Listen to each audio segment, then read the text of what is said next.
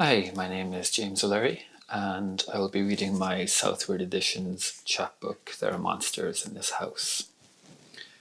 I'll start with the opening poem. It gazes back. I'm a closet optimist. One day I'll come out to my family and friends as hopeful. I imagine it now. This is not how we raised you, honey. Your joyful acts are so unnatural. Please don't tell your father. He wouldn't understand. I want to tell them they are not their mistakes. They are not their mistakes either. Oh, and help was on offer from the family doctor. What is your complaint? Can I take a closer look? You look concerned. When you gaze into the abyss, do you feel A, numb, B, frightened, C, like you want to hold on to a stranger? If symptoms persist for more than 2 weeks, stop gazing. And doctor, what about you? Do you have a scar where the umbilical cord was attached, proving one person once loved you? Rather, at least one. I'm an optimist. I've been writing more of these loosely medical poems lately. I think I've been trying to resolve my experiences with mental health workers over the years. Particularly the first time I was under the care of a psychiatrist 12 years ago. And in the meantime, I kind of gotten used to the cold, dismissive nature of particularly psychiatrists that I've met. But this first experience, there seemed to be, looking back, kind of a deliberate cruelty. And I think that's where writing poetry stemmed from for me. That's when I started writing poetry in earnest. And I think as a way to try and find a voice for myself. This next poem, from the point of view of a visitor as opposed to a patient, called Holding Joe. In a locked ward with safe surfaces, we are sitting still in the visiting room when you tell me you tried it again this morning between room checks. We are sitting still in the visiting room. I look at the soft rubber coat hooks. This morning, between room checks, you nearly succeeded. I look at the soft rubber coat hooks and quietly ask how you did it. You nearly succeeded. I don't know what to do for you and quietly ask how you did it when you tell me you tried it again. I don't know what to do for you in a locked ward with safe surfaces.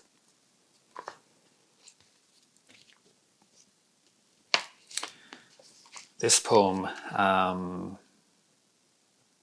so as a setup right before it starts, I am in the shower. It's about 11 p.m. and armed response are setting up outside my house. It's called Wearing a Towel, Dripping. I open the bathroom door to see 3 Gardaí, one leaving my bedroom looking dead at me. I say hello. He asks my name. I'd like to pretend I had a wisecrack ready, but they were serious.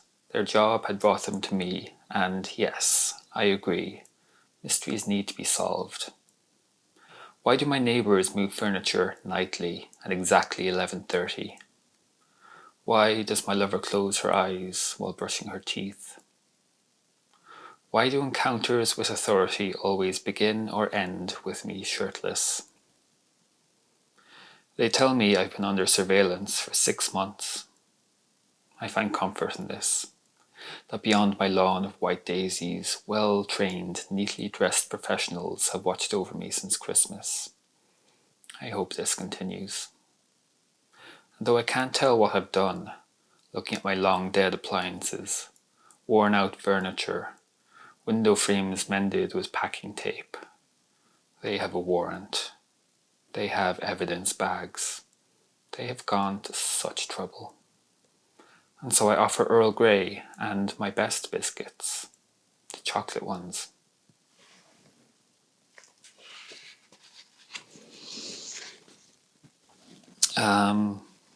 This next poem came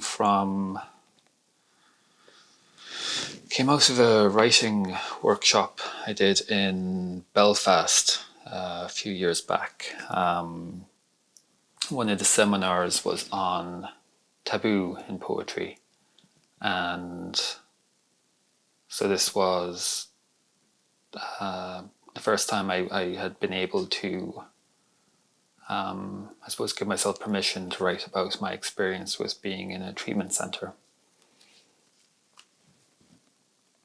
Admitted. IV lines, doctors, benzodiazepines, flowing walls, dancing gestures, spiders under my skin. 72 hours sobriety is required before entry. Bring comfortable clothes, no phones. Pre-treatment group meetings, hand tremors, drinking dreams. There will be room searches. Someone brought vodka-injected oranges once. Piss tests, soup for lunch, war stories, roll-ups. How many of you think you shouldn't be here? Form 2 lines. Librium dosage arguments, screaming in the adjacent field. Are you manipulative? No. X Factor, endless tea, share and tell until clean.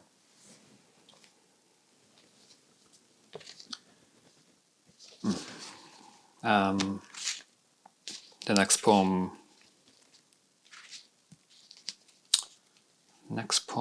is called We Now Share Pots and Have Matching Dressing Gowns.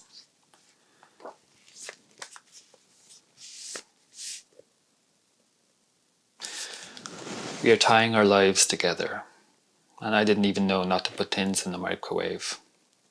I mistrusted salad and asking for help. I wasn't even sure if elephants had knees.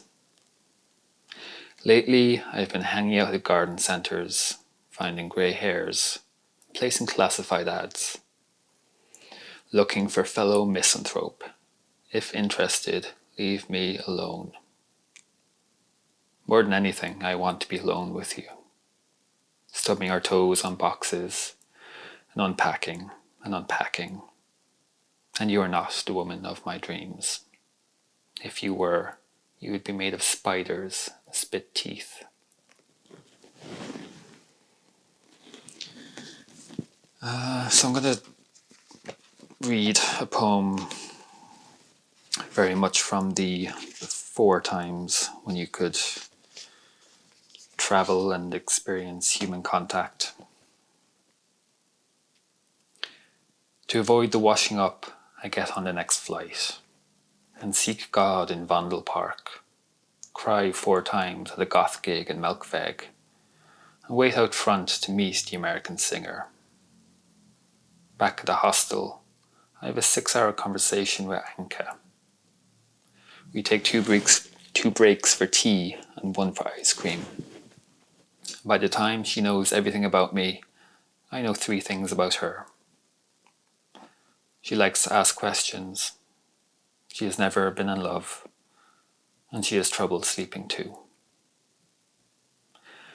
Talking in facts and parables, she speaks with such intimacy.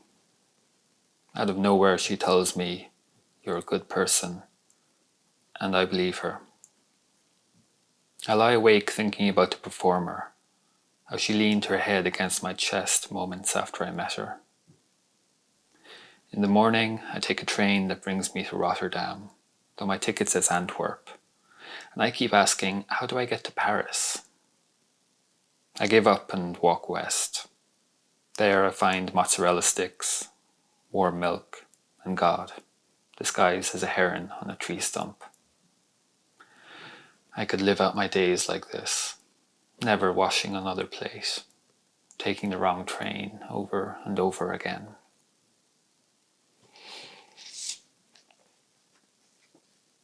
I'm going to end with a newer poem, not from the book, kind of a silly poem about my cat. The creature that for the last, 4 or 5 months now, quarantining and lockdown, and this is the thing I have had most of my conversations with in this time. I say conversations where we don't understand what the other's saying, so we're just two idiots making noises at each other. And I'm looking forward to a time when I don't have to live like a monk, without the spiritual practice or sense of purpose, living like a monk. I think a lot of us are. So this is called The Most Important Meal of the Day. I feel his pink-toed paw on my jaw and my cheek. A muffy huff from his maw, he snuffles and speaks. Human, do I see you stir? Half asleep, I risk a peek. A long revving purr fills my pervious skull, face full of fury and fur. No peace until my belly is full. That's enough time in bed. I retreat and stay perfectly still. Can't fool me by playing dead. I'll burrow under the covers, lick and nip that jellied head. Now, says his vibrating hum, up, middleman with thumbs.